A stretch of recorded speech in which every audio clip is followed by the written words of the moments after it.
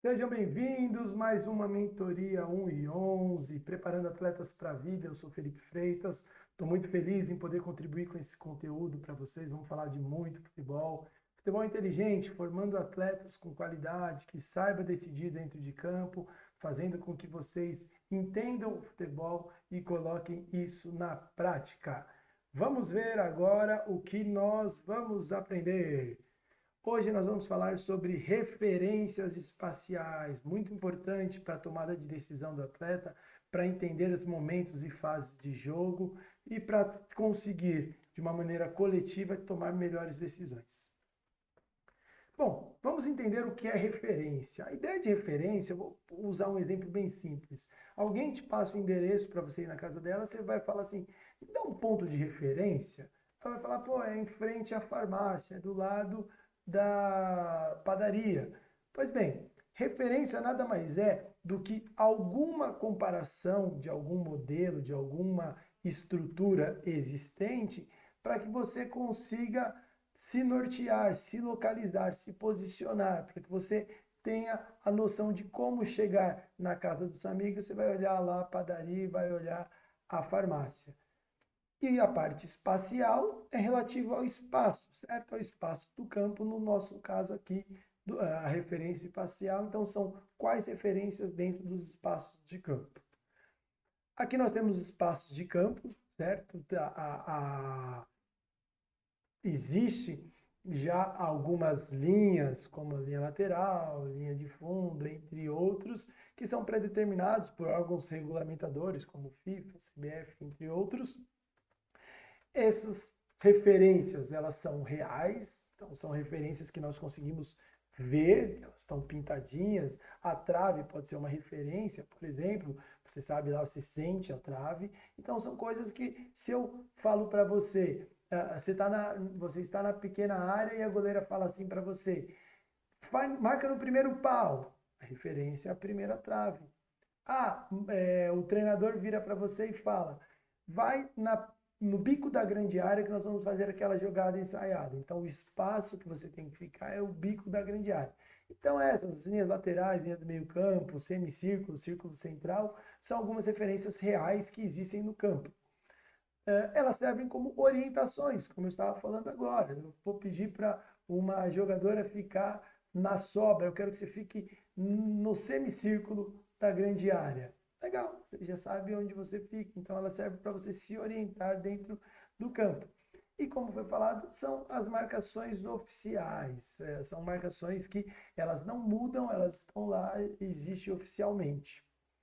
Em cima de referências, nós temos a referência estática, são referências espaciais estáticas, como o nome diz, elas não mudam, nós vamos ver adiante, e a dinâmica. A dinâmica, ela muda, ela tem um dinamismo que cada vez ela vai para um lado, para o outro, que nós vamos estudar. Vou falar hoje um pouco da dinâmica também, mas o foco vai ser na estática, a dinâmica é para a próxima aula. Em relação à estática, elas são imaginárias. Por que imaginárias? Nós não vamos mais agora falar da linha lateral ou da linha de fundo. Vai tudo partir das linhas que estão reais. Mas elas estão imaginárias. Você não vai ver pintadinho em campo, mas seu treinador, sua treinadora vai mostrar isso para você. Fala, olha, é aqui, isso representa essa nossa linha imaginária estática, nesse caso. Elas partem das linhas oficiais, né, das referências oficiais que tem. Então, você vai ver que uma determinada linha, ela parte da linha de fundo até um outro espaço imaginário. E assim sucessivamente, o que facilita a nossa observação. E elas não se modificam. Então, assim como as linhas reais que nós falamos, as referências espaciais que são fixas, que elas não mudam, elas mostram isso, elas não têm essa modificação, vão estar sempre lá, independente da movimentação das atletas, das bolas, essas referências imaginárias existirão. Nas dinâmicas nós temos também, elas são imaginárias, nós imaginamos como ela é, não estará pintada em campo, elas estão relacionadas a partir do sítio, da posição e da bola. Da onde você está no campo e os demais atletas, como está o seu corpo virada e a bola, como que está, qual a trajetória dela, que nós veremos na próxima aula. E elas se modificam, bem, elas mudam diferente das estruturas estáticas, as dinâmicas elas se modificam. Vamos ver mais adiante. Estática, então vamos lá. As estruturas espaciais estáticas, elas estão, como nós falamos, elas partem das linhas oficiais que existem e criam algumas outras linhas imaginárias. Vamos ver agora. Uma das estruturas espacial estática que existe é relacionada ao eixo. Ela serve mais como orientação. Nós temos esse eixo longitudinal, então apareceu agora essa linha laranja aí para vocês, vermelha, nessa direção, de uma linha de fundo até a outra. Tudo que for nessa direção é o eixo longitudinal. Ela está muito relacionada à profundidade. Quando, por exemplo, o treinador fala, olha, eu quero que você, centroavante, se localize lá na frente, porque eu quero garantir a profundidade do jogo.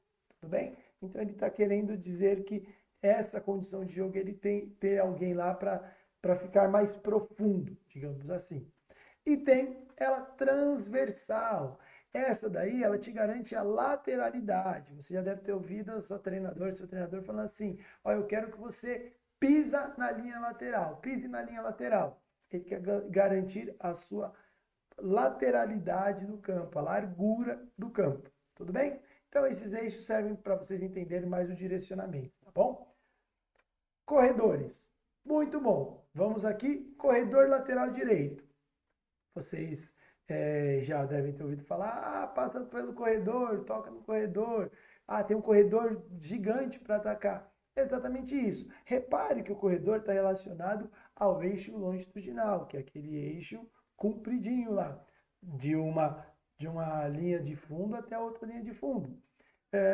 Tem o eixo, tem o corredor lateral esquerdo e os corredores centrais. Gente, isso são referências imaginárias. Vocês percebem que não tem, que apareceu uma marcação vermelha? Pois bem, porque é para nós imaginarmos, para ficar fácil para nos orientarmos.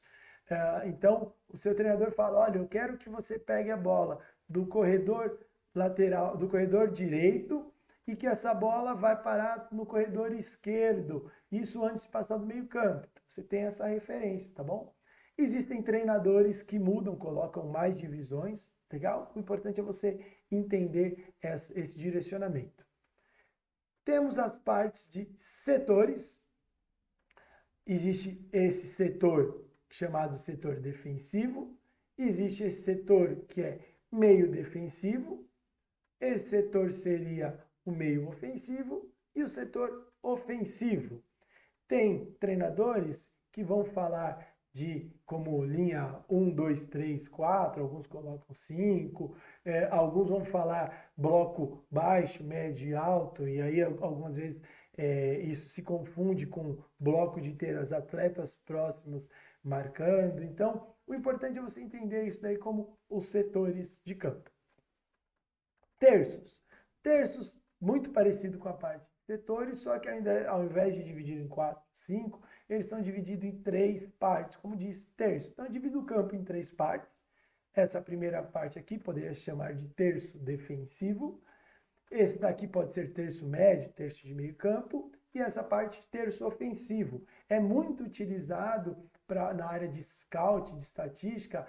Quantas vezes um atleta chega no terço ofensivo em condição de 1-1? Quantas vezes um atleta chega no terço ofensivo com a bola controlada? Quantas finalizações existem oriundas dessa parte do terço ofensivo? E por aí vai. Zonas. Nós temos algumas divisões em zonas, isso aí também muda de treinador para treinador, mas aí vocês conseguem ver aí na tela 12 espaços. Vocês percebem que tem 12 espaços divididos longitudinalmente e transversalmente. Esses 12 espaços, eles dividem, por exemplo,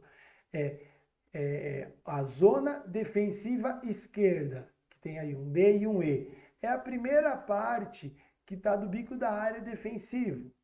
Aí tem a zona defensiva central, é a parte mais centralizada. A zona defensiva da direita.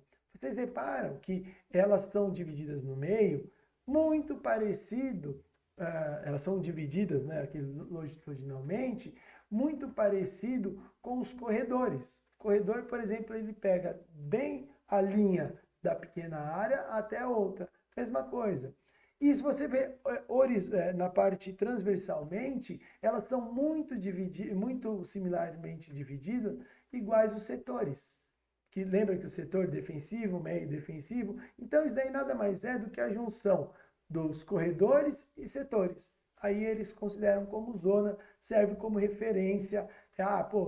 Se a bola tiver com o atacante adversário, eu sou a lateral direita, bom, eu estou cobrindo a zona defensiva direita.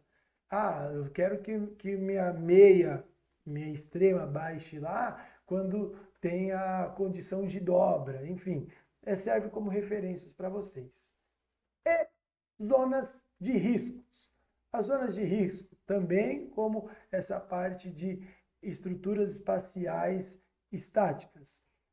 A zona de risco, ela mostra qual a maior probabilidade de um adversário ou de um time fazer um gol. Repare que ele sai de uma diagonal lá de uma trave e vai se abrindo em direção à linha do meio-campo. Pois bem, quanto mais nessa parte escura, maior a probabilidade de se fazer um gol ou de se tomar um gol. Quanto mais para fora ou mais distante para a parte clara, menor a possibilidade de se tomar um gol. Basicamente é dessa forma.